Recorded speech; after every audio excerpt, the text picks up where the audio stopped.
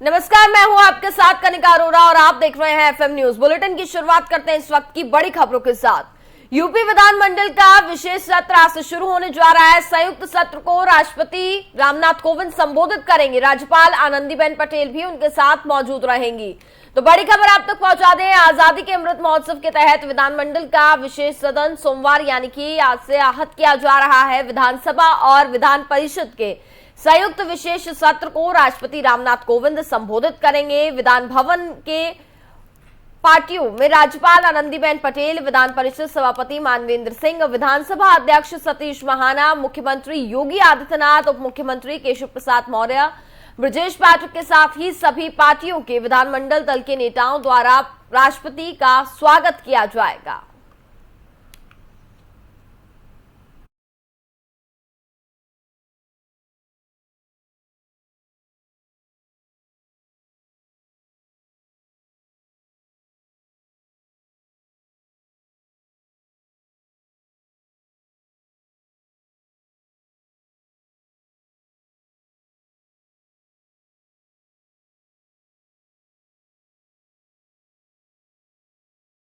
आजादी के अमृत महोत्सव के तहत विधानमंडल का विशेष सत्र सदन सोमवार यानी कि आज से आहत किया जा रहा है। विधानसभा और विधान परिषद के संयुक्त विशेष सत्र को राष्ट्रपति रामनाथ कोविंद संबोधित करेंगे।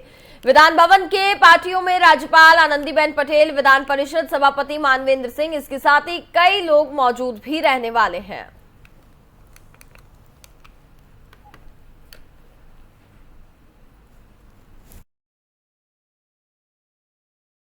इस खबर पर हमारे साथ ज्यादा बातचीत करेंगे हमारे संवाददाता नीरज श्रीवास्तव। नीरज, अगर आज के कार्यक्रम की बात करें तो क्या कुछ कार्यक्रम होने वाले हैं, चूंकि यूपी विधानमंडल का विशेष सत्र आज से शुरू होने जा रहा है? जी, हम आपको बताना चाहेंगे कि महामहिम रामनाथ कोविंद अपने उत्तर प्रदेश के दौरे पर इस समय मौजूद हैं। कानपुर गए, कानपुर के बाद बनारस गए, बनारस के बाद मगहर गए। अब उनका लखनऊ का दौरा आज से शुरू हो रहा है। आज वो लखनऊ पहुंचेंगे और आपको सबसे महत्वपूर्ण जानकारी देना चाहेंगे कि इतिहास में पहली बार होने जा रहा है कि किसी लखनऊ की विधानसभा को महामहिम राष्ट्रपति रामनाथ कोविंद संबोधित करेंगे। तो ये कहीं न कहीं एक बड़ा विषय है कि महामहिम राष्ट्रपति खुद विधानसभा को संबोधित करेंगे, पूरी विधानसभा को संबोधित करेंगे, जिसको लेकर तैयारियां बहुत जोर शोर से शुरू हो चुकी है। आज से विधानसभा भी शुरू हो रही है। तो एयरपोर्ट पहुंचेंगे, वहां से सीधे राजभवन जाएंगे। राजभवन में आनंदीबेन पटेल उनका स्वागत करेंगी। उसके बाद उनके कार्यक्रम शुरू होंगे। कल का उनका कार्यक्रम है आजादी का अमृत महोत्सव, जो कि विधानमंडल में ही होगा। उसको लेकर वो विधानसभा में संबोधित करेंगे। तो कहीं न कहीं इसको बड़ा विषय मानकर देखा जा रहा है। जी बिल्कुल नीरज, वही बात करें तो फिलहाल कार्यक्रम की शुरुआत कितने बजे से होगी और क्या कुछ व्यवस्थाएं हैं जो की जा रही हैं, क्योंकि लगातार हम देख रहे हैं पिछले कई दिनों से राष्ट्रपति रामनाथ कोविंद उत्तर प्रदेश में लगातार दौरे कर रहे हैं। ये हम आपको बताना चाहेंगे कि दोपहर 4 बजे के बाद वो लखनऊ पहुंचेंगे। उसके बाद से उनके कार्यक्रम शुरू हो जाएंगे और विधानसभा में वो कल 11 बजे संबोधित करेंगे। जी ठीक है नीरज, बहुत बहुत शुक्रिया तमाम जानकारी के लिए।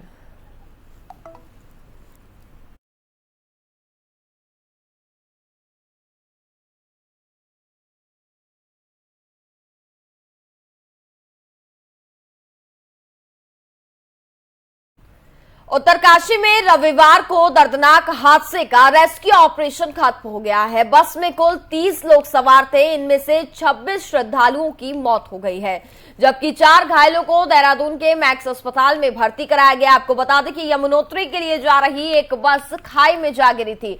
हादसा यमुनोत्री नेशनल हाईवे पर डामटा के पास हुआ। बस में मध्य प्रदेश के श्रद्धालु सवार थे।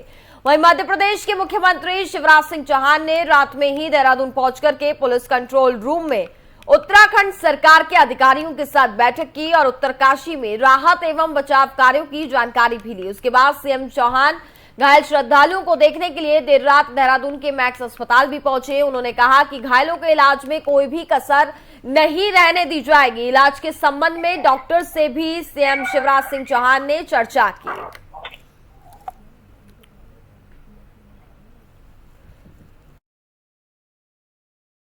और इसी के साथ हमारे साथ ज्यादा बातचीत करेंगे हमारे संवाददाता अजय पांडे। अजय, देर रात बेहद दुखद हादसा हुआ है और इस हादसे में जैसा कि जानकारी मिल पा रही है 26 श्रद्धालुओं की जान चली गई है। फिलहाल अभी क्या अपडेट मिल पा रहा है? जो 4 घायल अस्पताल में भर्ती हैं उनकी क्या कुछ स्थिति इस वक्त बनती हुई नजर आ रही है?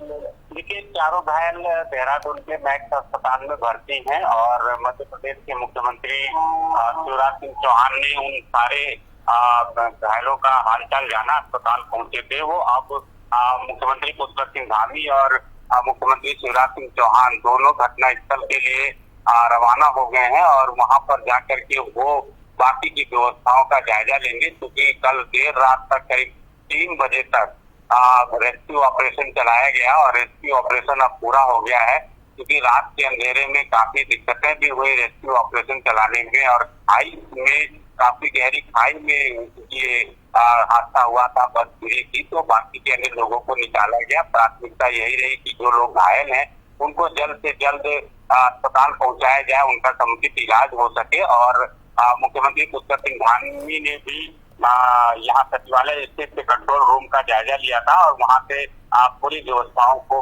के बारे में अधिकारियों को दिशा निर्देश भी दिए। और इसके बाद मध्य प्रदेश के मुख्यमंत्री शिवराज सिंह चौहान ने भी देहरादून सचिवालय स्थित कंट्रोल रूम में वो पहुंचे और वहां से भी उन्होंने जायजा लिया किस तरह की व्यवस्थाएं की जा रही हैं, किस तरह से राहत और बचाव कार्य किया जा रहा है। इन सारे चीजों के बारे में उन्होंने जानकारी हासिल की है, क्योंकि अब स्थिति पूरी तरह से साफ हो गई है। 26 लोगों की मौत हुई है और बाकी जो 4 लोग हैं वो 4 लोग घायल हैं।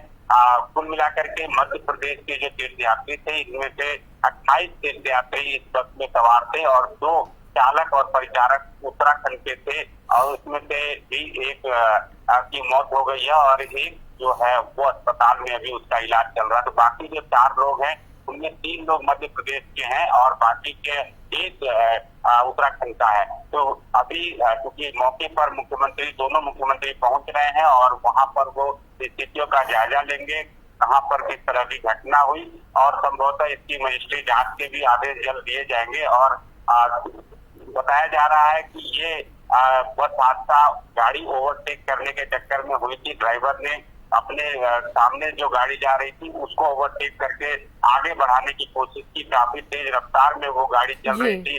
जैसे कि आपको पता है कि पहाड़ी रास्ता है, काफी संकरा मार्ग भी होता है, कई जगहों पर इस तरह से ओवरटेक करने में घटनाएं घटित हो जाती हैं और बार बार यही अपील प्रशासन की ओर से की जाती है कि जो तमाम लोग यात्रा मार्गों पर चल रहे हैं वो संयम बरतें और एक सीमित गति के हिसाब से ही वो आगे यात्रा करें, उनकी गाड़ियां उसी स्पीड के साथ आगे बढ़ें। और अगर कोई ड्राइवर तेज गति से गाड़ी चलाता है तो उसकी त्वरित शिकायत करें और उसके खिलाफ कार्रवाई की जाएगी। क्योंकि जितनी भी गाड़ियां यहाँ पर चारों धामों में तीर्थयात्रियों के लिए व्यवस्था में लगाई गई है वो सारी गाड़ियां उत्तराखंड की हैं, यहाँ के ही ड्राइवर हैं, यहीं के परिचारक हैं। बिल्कुल, तो ड्राइवर की लापरवाही के चलते कहीं ना कहीं 26 श्रद्धालुओं की जान चली गई है और 4 लोगों की हालत काफी ज्यादा गंभीर भी बताई जा रही है। बहुत बहुत शुक्रिया अजय तमाम जानकारी के लिए।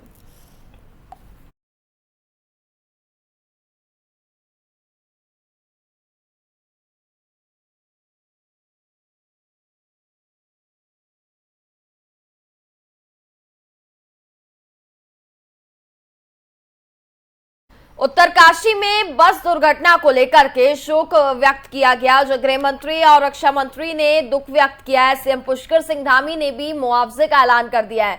आपको बता दें कि देर रात उत्तरकाशी में यह हादसा हुआ है जिसमें बस खाई में जा गिरी थी और इस हादसे में 26 श्रद्धालुओं की जान चली जाती है। सीएम पुष्कर सिंह धामी ने भी मुआवजे का ऐलान किया है। बताया जा रहा है कि ये सभी श्रद्धालु मध्य प्रदेश के पन्ना के रहने वाले बताए जा रहे थे और बताया ये भी जा रहा है कि ड्राइवर की लापरवाही के चलते ये हादसा हुआ है। ओवरटेक करने के चक्कर में स्पीड पर काबू नहीं पाया गया, जिसकी वजह से हादसा इतना ज्यादा गंभीर हो गया कि इस हादसे में 26 लोगों की जान चली गई है और 4 लोगों की हालत काफी ज्यादा गंभीर बनी हुई है। अरविंद केजरीवाल ने भी ट्वीट कर हादसे पर दुख व्यक्त किया है। सीएम शिवराज सिंह चौहान, मध्य प्रदेश के सीएम इस वक्त उत्तरकाशी में मौजूद हैं और वहां पर उन्होंने कल घायलों से मुलाकात भी की है। देर रात वो वहां पर पहुंचे। इसके बाद ही गृह मंत्री और रक्षा मंत्री ने भी पूरे मामले पर दुख व्यक्त किया है।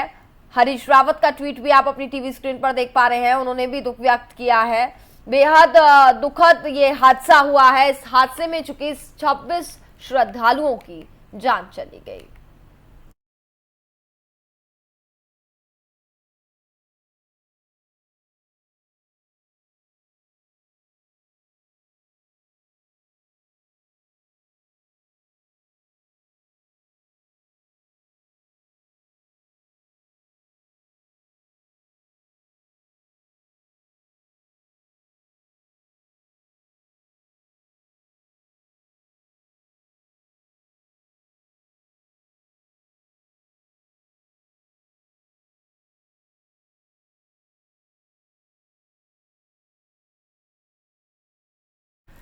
उत्तर प्रदेश के कानपुर के बाद अब आगरा में बाइक की मामूली टक्कर के बाद दो समुदाय आपस में भिड़ गए और जमकर के पथराव किया गया। ताजगंज के बसई खुर्द इलाके में ये पथराव हुआ है।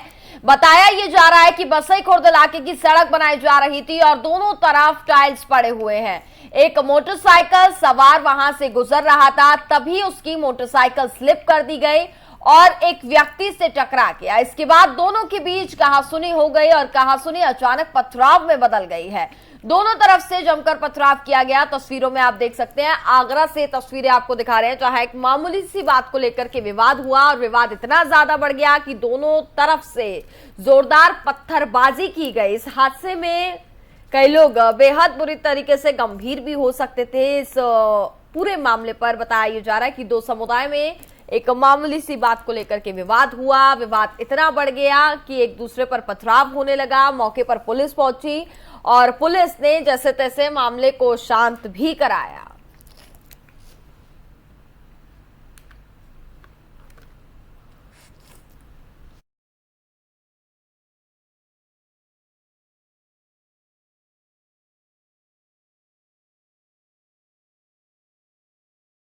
कानपुर हिंसा के आरोपियों की लगातार धरपकड़ जारी है। रविवार को 5 और आरोपियों की गिरफ्तारी की गई है। कानपुर हिंसा में अब तक 29 लोगों की गिरफ्तारी हो चुकी है, जबकि 36 लोगों को नामजद भी किया गया है।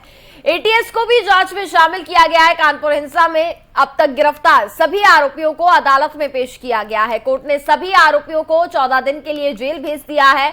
इस बीच कानपुर हिंसा की जांच के लिए एसआईटी भी गठित की गई है। तो लगातार कानपुर हिंसा में कई आरोपियों की गिरफ्तारी की जा रही है। देर रात बात करें तो रविवार को भी 5 आरोपियों की गिरफ्तारी की गई है। जांच में फिलहाल एटीएस भी शामिल है और उत्तर प्रदेश के मुख्यमंत्री भी इस पूरे मामले को काफी ज्यादा गंभीरता से देखते हैं, चूंकि उत्तर प्रदेश में पथराव जो है वो किया गया है और बेहद शर्मनाक तस्वीरें जो है वो उत्तर प्रदेश से सामने आ रही हैं। इसको लेकर के सीएम योगी आदित्यनाथ काफी ज्यादा गंभीर है और उनका साफ तौर पर कहना है कि इसमें जो भी दोषी पाया जा रहा है उनके खिलाफ सख्त से सख्त कार्रवाई की जाएगी और साथ ही संपत्ति पर बुलडोजर भी चलाया जाएगा।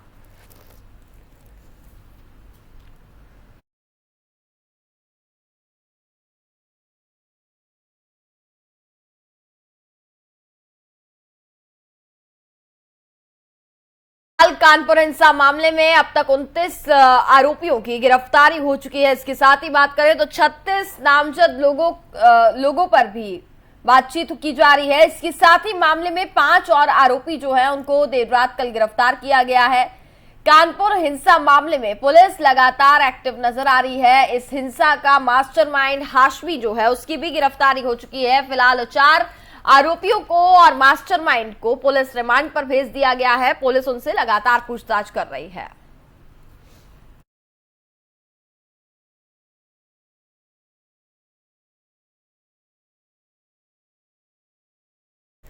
लालू यादव ने बीजेपी पर हमला बोला है। उन्होंने महंगाई, बेरोजगारी और भ्रष्टाचार के खिलाफ एकजुट होने का आह्वान किया है। आगे और उन्होंने क्या कुछ कहा आपको सुनाते हैं। संपूर्ण क्रांति जयप्रकाश बाबू जो टोटल रिवोल्यूशन जिसको कहते हैं, उन्होंने कहा था कि ये लड़ाई लंबी होगी और टोटल रिवोल्यूशन, और उसका माने भी बताए जयप्रकाश जी कि अंतिम पावदान पर जो इंसान खड़ा है उसको मेन धारा में लाना है। उन्होंने खुद डिफाइन किया है, उन्होंने खुद बताया जयप्रकाश जी लोकनायक जी। आप देश में उन्होंने तानाशाही के खिलाफ लड़ाई लड़ी, नौजवानों ने, विद्यार्थियों ने, सभी लोगों ने मिल करके, और देश भर के जो डेमोक्रेटिक पार्टियां हैं सभी नेता मिल करके तानाशाही के खिलाफ बिगुल बजाया, सभी लोग जेलों के अंदर बंद थे। आज स्थिति देश में वही हो रही है, तानाशाही के खिलाफ। और ये जो फिरका प्रस्तावते हैं, जो देश की हमारी भाईचारे को, एकता को मिटाना चाहती है। मैंने कई एक अवसर पर कहा है कि सिविल वार की स्थिति हो रही है इस देश में, जिस तरह का भारतीय जनता पार्टी का कार्य हो रहा है। हमें देश के अंदर महंगाई के खिलाफ, बेरोजगारी के खिलाफ और भ्रष्टाचार के खिलाफ काफ़ी लड़ने के लिए आप लोगों को तैयार करने का मैं आह्वान करता हूँ। सभागार में उपस्थित सभी वामपंथी दल के नेतागण, उनके कैडर, उनके पार्टी के सभी सदस्यगण और जो सेकुलर ताकतें हैं जयप्रकाश जी के अनुयायियों से मेरा अपील है कि आज एकजुट होकर के हम सबको लड़ना है, पीछे नहीं हटना है, और हम जीतेंगे। जयप्रकाश जी से लोगों ने, लाखों लोगों को जयप्रकाश जी ने तैयार किया था संपूर्ण क्रांति के अवसर पर। मैं आपसे अपील करता हूँ कि आप लोग पूरे मजबूती के साथ रहें, हम लोग एकजुट हैं और इस लड़ाई को लड़ेंगे। मैं अस्वस्थ हूँ, इसलिए मैं नहीं आ सका, माफ़ करना। हम सभी लोगों को प्रणाम करते हैं और जयप्रकाश जी के चरणों में फूल चढ़ाते हैं संपूर्ण क्रांति दिवस के अवसर पर। धन्यवाद। संपूर्ण क्रांति जयप्रकाश बाबू, जो टोटल रिवोल्यूशन जिसको कहते हैं, उन्होंने कहा था कि ये लड़ाई लंबी होगी और टोटल रिवोल्यूशन, और उसका माने भी बताए जयप्रकाश जी। देश भर में महंगाई अपने चरम पर पहुंच गई है। ऐसे में इसको कम करने के लिए कई तरह के प्रयास भी किए जा रहे हैं। आज यानी सोमवार को आरबीआई की मौद्रिक समीक्षा नीति की बैठक शुरू होगी। ये बैठक 3 दिन तक चलने वाली है। बुधवार को रिजर्व बैंक नीतिगत दरों में बढ़ोतरी या कटौती का ऐलान करेगा। एक्सपर्ट का मानना है कि इस बार वाली बैठक में गवर्नर शक्तिकांत दास ब्याज दरों में 40 बेसिस पॉइंट का इजाफा करेंगे।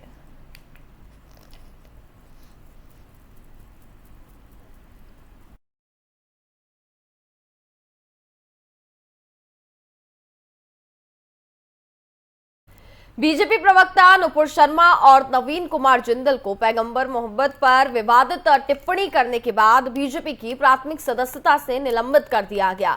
इस मामले पर बीजेपी प्रवक्ता की नई प्रतिक्रियाएं भी सामने आई है। पार्टी से सस्पेंड किए जाने के बाद नुपुर ने अपनी सफाई में कहा कि मैं पिछले कई दिनों से टीवी डिबेट पर जा रही थी, जहां रोजाना मेरे आराध्य शिव जी का अपमान किया जा रहा था। मेरे सामने ये कहा जा रहा था कि वो शिवलिंग नहीं, फव्वारा है।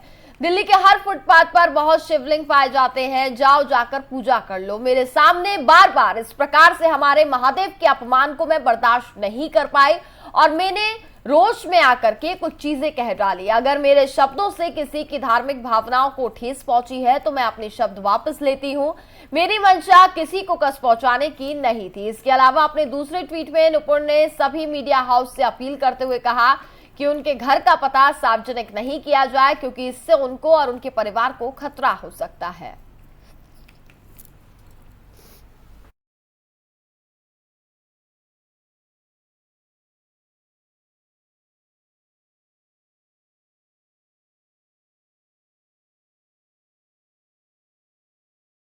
नुपुर शर्मा को पार्टी से 6 साल के लिए निष्कासित कर दिया गया है। भगवान शिव के अपमान से मुझे ठेस पहुंची है, नुपुर शर्मा का यह कहना है। उन्होंने सफाई पेश की है एक चैनल में। टीवी डिबेट के दौरान नुपुर शर्मा ने पैगंबर मोहम्मद पर विवादित टिप्पणी की थी, जिसके बाद से ही लोगों में काफी ज्यादा रोष देखने को मिल रहा था। मुस्लिम समुदाय खासा नाराज नजर आ रहा था और लगातार बीजेपी को घेरता हुआ नजर आ रहा था कि इस पूरे मामले पर अभी तक भारतीय जनता पार्टी की तरफ से कोई एक्शन क्यों नहीं लिया गया है। और वहीं कांग्रेस ने भी इस पूरे मामले पर पलटवार करते हुए ये कहा कि प्रेशर में आकर के भारतीय जनता पार्टी ने ये फैसला लिया है।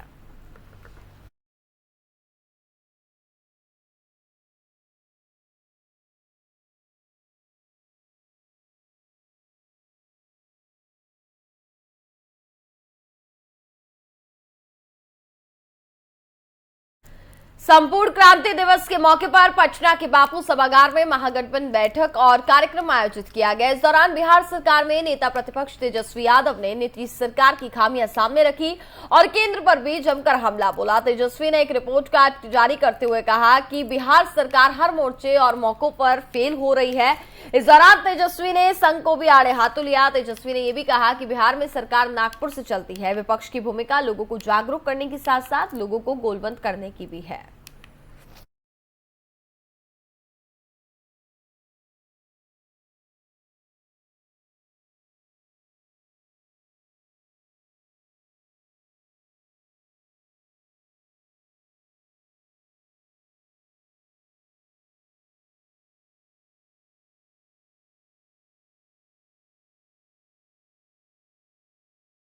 और इसी के साथ फिलहाल इस बुलेटिन में बस इतना ही। देखते रहिए एफएम न्यूज। नमस्कार।